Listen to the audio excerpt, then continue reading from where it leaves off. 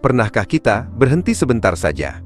Di tengah kesibukan kita mengejar dunia, atau bahkan di tengah kesibukan kita mengejar akhirat. Kita berhenti, lalu bertanya, apa sebetulnya yang ada di dalam diri kita ini? Judul kita hari ini adalah sebuah renungan, arti ruh dan jiwa yang jarang dijelaskan ulama. Ini bukan berarti para ulama tidak menjelaskan, mereka sudah menjelaskan. Tapi mungkin, kita yang selama ini keliru menangkapnya, kita yang sering menyamakan antara ruh dengan jiwa. Kita mengira keduanya adalah hal yang sama, padahal, disitulah letak kunci pemahaman kita tentang hidup. Banyak orang terjebak dalam perdebatan, mana yang benar, mana yang salah. Kita tidak ingin berdebat, kita ingin merasa.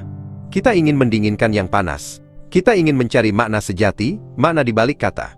Karena seringkali, kita bertengkar hanya karena istilah, padahal yang kita tuju adalah zat yang sama. Mari kita coba bedah, dengan hati yang tenang. Kita mulai dari fondasi utamanya, saat orang-orang bertanya kepada Nabi Muhammad SAW, tentang apa itu ruh. Al-Quran menjawabnya dengan sangat indah, bukan dengan jawaban yang rumit, tapi dengan jawaban yang mengunci. Allah berfirman dalam surat Al-Isra ayat 85. Sebuah ayat yang menjadi jangkar kita dalam pembahasan ini. Perhatikan baik-baik bagaimana Allah menjawabnya. Wa yas'alunaka 'anir ruhi. Dan mereka bertanya kepadamu tentang ar-ruh. Coba kita resapi dulu pertanyaan itu. Mereka bertanya tentang sesuatu yang paling misterius di dalam diri mereka. Dan jawaban Allah sungguh di luar dugaan. Qulir ruhu min amri rabbi. Katakanlah, ruh itu adalah amr Tuhanku. Bukan ciptaan, tapi amr. Apa itu amr? Sering diartikan perintah, tapi makna batinnya lebih dalam. Mari kita gunakan sedikit rasa bahasa, agar kita gampang memahami. Dalam Al-Quran, ada dua istilah. Ada khalq, yaitu ciptaan yang melalui proses. Tubuh kita, langit, bumi, itu adalah khalq. Ada tahapan, ada proses, ada bentuk. Tapi ruh, Allah menyebutnya amr, yaitu urusan langsung dari Tuhan. Sesuatu yang instan, langsung, sebuah perintah. Seperti Allah berkata jadilah, maka jadilah. Ruh itu adalah percikan dari urusannya. Ruh itu bukan makhluk dalam artian seperti jasad. Ruh itu adalah urusan Allah. Sesuatu yang suci, yang ditiupkan. Karena dia adalah urusan Allah, maka dia tidak pernah salah. Dia tidak pernah berdosa, dia tidak pernah sedih, dia tidak pernah gelisah. Ruh itu fitrah, murni. Dia adalah koneksi langsung kita, antena kita, kepada Yang Maha Suci. Nah, jika ruh itu adalah urusan Tuhan yang suci, lalu apa yang kita sebut jiwa, yang sering kita keluhkan ini? Yang kadang sedih, kadang marah, kadang sombong, kadang merasa hampa. Inilah dia, yang dalam Al-Quran sering disebut sebagai nafs, yaitu sisi jiwa kita, diri kita, atau ego kita. Disinilah letak pembahasan mendalam kita. Kita sering menyamakan ruh, sang antena suci itu, dengan nafs, yaitu sang jiwa yang merasa. Padahal keduanya, secara pemahaman batin, adalah entitas yang berbeda. Ruh itu amr, urusan Tuhan. Sedangkan nafs atau jiwa kita, inilah khalq, ciptaan Tuhan. Jiwa inilah yang diciptakan untuk diuji. Tubuh kita akan hancur, tapi jiwa inilah yang akan ditanya, yang akan merasakan surga atau neraka. Jiwa inilah sang aku kita. Ruh itu satu, urusan Tuhan. Tapi nafs atau jiwa, dia punya tingkatan. Kita semua pernah mendengar istilahnya, tapi mari kita gunakan bahasa yang sederhana. Ada nafs yang sering disebut ammarah, yaitu sisi jiwa yang terus mendorong pada keburukan. Jiwa yang emosional, yang tidak terkendali. Ada nafs yang disebut lawwamah, yaitu sisi jiwa yang mulai menyesal. Jiwa yang mulai sadar kalau dia salah. Dia gelisah melihat kesalahannya. Ini sudah lebih baik tapi masih bergejolak. Dan ada nafs yang disebut mutmainnah, yaitu jiwa yang sudah tenang. Perhatikan, yang tenang itu jiwa, yaitu nafs, bukan ruh. Kenapa? Karena ruh memang sudah tenang dari sananya, dia urusan Tuhan. Perjalanan kita seumur hidup, ibadah kita, puasa kita, sholat kita, semuanya adalah dalam rangka mendidik jiwa kita ini, agar dia bisa tenang. Masalahnya, kita sering gagal paham. Kita mengira kita sedang memperbaiki ruh kita. Padahal ruh tidak perlu diperbaiki. Yang perlu diperbaiki adalah wadahnya, yaitu jiwa kita. Inilah akar masalahnya. Kita, di zaman ini, terlalu sibuk memoles cermin kita dengan polesan duniawi, yaitu jiwa kita, diakui orang. Kita beri bingkai emas berupa jabatan, harta, dan pujian. Tapi kita lupa membersihkan debu-debu yang menempel di permukaannya. Kita sibuk dengan rasa yang diciptakan oleh jiwa, dan kita mengabaikan rasa yang datang dari ruh. Pernahkah merasa, saat kita melakukan kebaikan tulus, ada rasa damai yang aneh? Itulah pantulan ruh. Pernahkah saat kita menatap langit, tiba-tiba ada rasa rindu yang tidak jelas? Itulah ruh kita, yang rindu pada urusan Tuhannya. Tapi suara itu terlalu lirih, terlalu halus. Suara ruh itu terlalu lirih karena teriakan nafs, yaitu jiwa kita, terlalu kencang. Jiwa kita berteriak, "Aku butuh pengakuan. Aku terluka oleh perkataan dia. Aku ingin harta itu. Aku ingin posisi itu." Semua teriakan ini, semua kebisingan ini, membuat jiwa kita bergetar hebat. Cermin itu bergoncang, penuh debu. Jangankan memantulkan cahaya, melihat bayangan diri sendiri saja sudah buram. Inilah kondisi kita. Kita adalah jiwa yang bising. Kita lupa cara untuk menenangkan jiwa kita. Kita malah semakin membuatnya bising. Kita buka ponsel, kita lihat media sosial, jiwa kita semakin berteriak. Lihat, dia lebih sukses. Lihat, dia lebih bahagia. Kenapa ini jarang dijelaskan secara pemahaman batin? Karena kita terlalu sibuk di level kulit. Kita sibuk di level aturan ibadah. Ini boleh, itu tidak boleh. Banyak orang yang sholat, tapi sholatnya hanya gerakan jasad. Jiwanya, yaitu nafsnya, melayang kemana-mana, memikirkan pekerjaan, memikirkan cicilan. Ruhnya, sang antena ilahi, tidak tersentuh. Kenapa? Agar jiwa itu bisa mendengar bisikan ruh. Agar cahaya ruh bisa memantul. Ruh tidak butuh Al-Quran, dia sudah suci. Al-Quran diturunkan untuk jiwa kita. Untuk mendidiknya, untuk membersihkannya, untuk menenangkannya. Lagi-lagi, kita keliru memahami prioritas. Sebuah pesan suci dari Tuhan, yang sering disebut hadis qudsi, yang berbicara langsung tentang rasa ini. Allah berfirman, "Aku adalah sebagaimana prasangka hambaku kepadaku." Prasangka itu datangnya dari mana? Dari ruh, atau dari jiwa?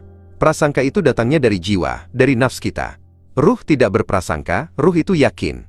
Jadi, jika jiwa kita penuh dengan kerak negatif, penuh dengan luka masa lalu, penuh dengan ketakutan akan masa depan, maka prasangka kita kepada Allah pasti akan negatif. Ah, doaku tidak akan dikabulkan. Ah, hidupku pasti susah terus. Ah, Tuhan tidak sayang padaku. Dan Allah bilang, "Aku sebagaimana prasangka hambaku." Maka jadilah seperti itu. Bukan karena Allah jahat. Bukan karena Allah tidak maha pengasih. Tapi karena cermin kita, yaitu jiwa kita, memantulkan gambaran yang buram. Kita yang memilih untuk melihat gambaran yang buram itu. Sebaliknya, ada orang yang hidupnya diuji luar biasa. Dihina, difitnah, miskin. Tapi jiwanya, nafsnya, sudah terlatih. Dia sudah berhasil membersihkan keraknya sedikit demi sedikit. Jiwanya mulai tenang. Maka, prasangkanya kepada Allah selalu positif.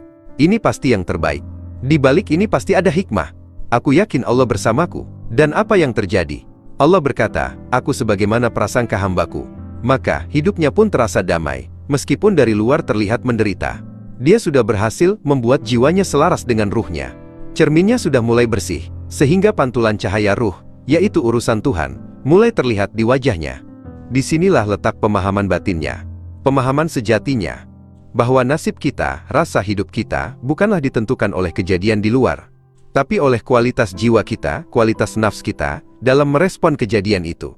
Dua orang bisa diberi ujian yang sama, yang satu menjadi hancur, yang satu menjadi wali.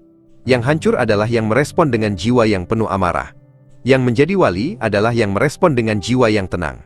Padahal ruhnya sama-sama suci.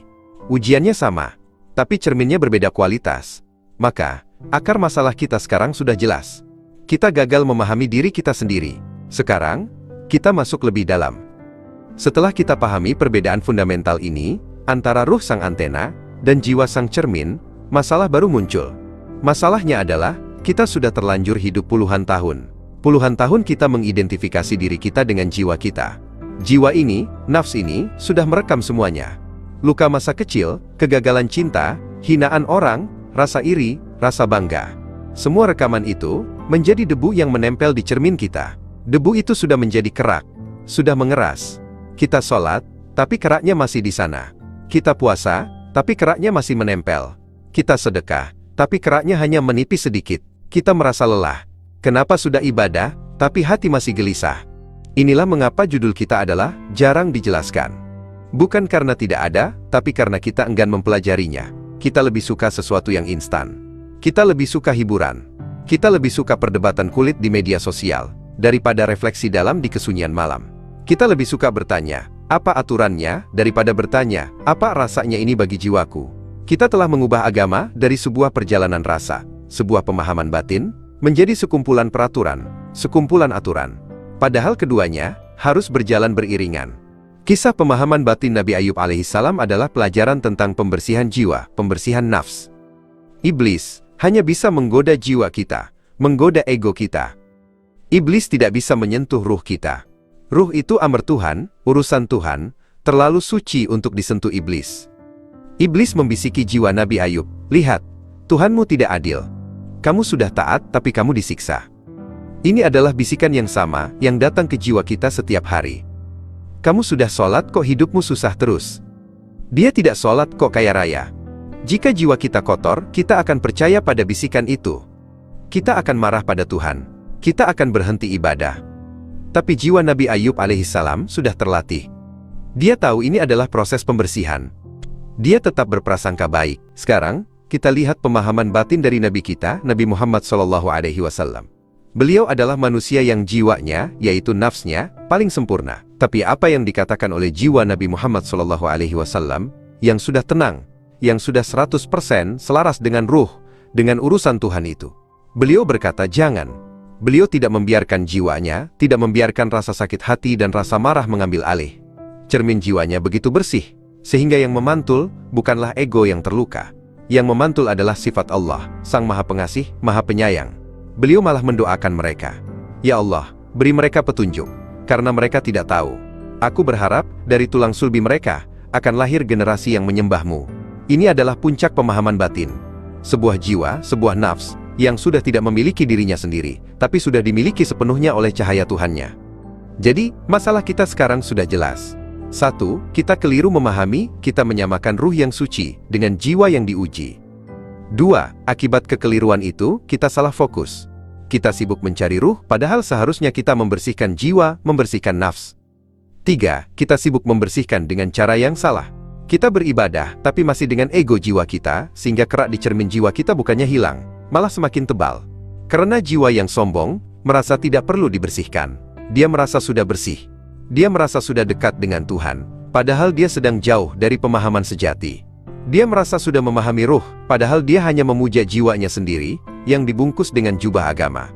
Dia lupa bahwa iblis diusir dari surga, bukan karena tidak sholat. Iblis diusir karena satu kerak di jiwanya, yaitu kesombongan. Bagaimana cara kita membersihkan kerak ini? Saat kita bahkan tidak tahu di mana letak kerak itu, jika jiwa kita sudah terlanjur pekat, berisik, dan merasa dirinya paling bersih, jawabannya, bukanlah dengan melawan jiwa kita. Bukan dengan membencinya. Jiwa, atau nafs, yang pekat dan berisik itu, tidak bisa dilawan dengan kekerasan. Semakin kita melawannya, semakin dia berteriak. Jika kita membencinya, kita membenci ciptaan Allah, membenci khalq. Langkah pertama, titik balik kita adalah berhenti melawannya. Tapi dengarkan dia. Dengarkan, seperti seorang sahabat mendengarkan temannya yang sedang terluka. Selama ini, jiwa kita berteriak. Karena dia terluka. Dia sombong. Karena dia takut terlihat lemah. Dia marah, karena dia takut kehilangan. Dia hanya butuh didengarkan, bukan oleh orang lain, tapi oleh kesadaran kita. Inilah yang disebut tafakkur. Inilah yang disebut introspeksi. Kita duduk diam, kita biarkan jiwa kita, nafs kita, bicara. Biarkan dia keluarkan semua sampahnya. Aku benci si fulan. Aku iri dengan si A. Aku takut miskin. Jangan dihakimi. Jangan dilarang. Dengarkan saja. Saat kita mendengarkannya dengan sadar, tanpa menghakimi, sesuatu yang ajaib terjadi. Perlahan-lahan akan kehabisan tenaga. Dia akan mulai diam. Saat jiwa kita mulai diam, saat itulah kita menciptakan ruang. Ruang kosong. Hening. Dan di dalam keheningan itulah, untuk pertama kalinya, kita mungkin akan mendengar suara lain. Suara yang sangat lirih, yang selama ini tenggelam oleh kebisingan jiwa kita. Itulah suara ruh.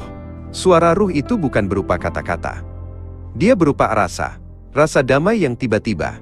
Rasa sejuk di tengah dada. Oh, ini yang harus aku lakukan. Oh, aku harus memaafkan dia. Itu adalah ilham. Itu adalah petunjuk. Itu adalah amar Tuhan, urusan Tuhan, yang bekerja melalui ruh kita. Kisah batin Nabi Yunus alaihissalam. Beliau adalah seorang nabi, tapi jiwanya, nafsnya, marah. Kesal karena umatnya tidak mau dengar. Dia pergi meninggalkan umatnya tanpa izin Allah. Jiwanya sedang memberontak. Lalu apa yang terjadi? Di dalam kegelapan yang berlapis-lapis. Gelapnya malam, gelapnya laut, gelapnya perut ikan. Simbol apa ini? Ini adalah simbol dari jiwa kita, nafs kita, yang paling pekat. Gelap sendirian, tidak ada harapan. Di saat itulah, Nabi Yunus alaihissalam berhenti melawan. Dia berhenti menyalahkan umatnya. Dia berhenti menyesali perbuatannya. Dia tidak berteriak minta tolong. Dia tidak berteriak, "Ya Allah, keluarkan aku." Dia berzikir. Sebuah zikir pengakuan, bukan permintaan. La ilaha illa anta subhanaka inni kuntu minadh dhalimina. Tidak ada Tuhan selain Engkau. Maha suci Engkau. Sungguh, aku ini adalah termasuk orang-orang yang zalim. Ini adalah zikir jiwa, zikir nafs, yang sudah tenang. Zikir yang mengakui kesalahan jiwanya, tanpa menyalahkan siapa-siapa. Saat jiwanya tenang, apa yang terjadi? Ruhnya, antena ilahinya, kembali tersambung. Allah mendengar. Dan ikan itu diperintahkan untuk memuntahkannya. Pembersihan jiwa, pembersihan nafs itu seringkali harus melalui kegelapan. Kita sering ingin jalan pintas. Kita ingin hidup kita langsung tenang, langsung damai. Kita tidak mau masuk ke kegelapan di dalam jiwa kita. Maka, pelajaran dari pemahaman batin Nabi Yunus alaihissalam adalah, jangan lari dari kegelapan jiwamu. Masuklah ke dalamnya. Tenangkan dia dengan zikir pengakuan, bukan zikir permintaan. Akui bahwa aku, jiwaku ini, memang kotor. Aku, jiwaku ini, memang zalim.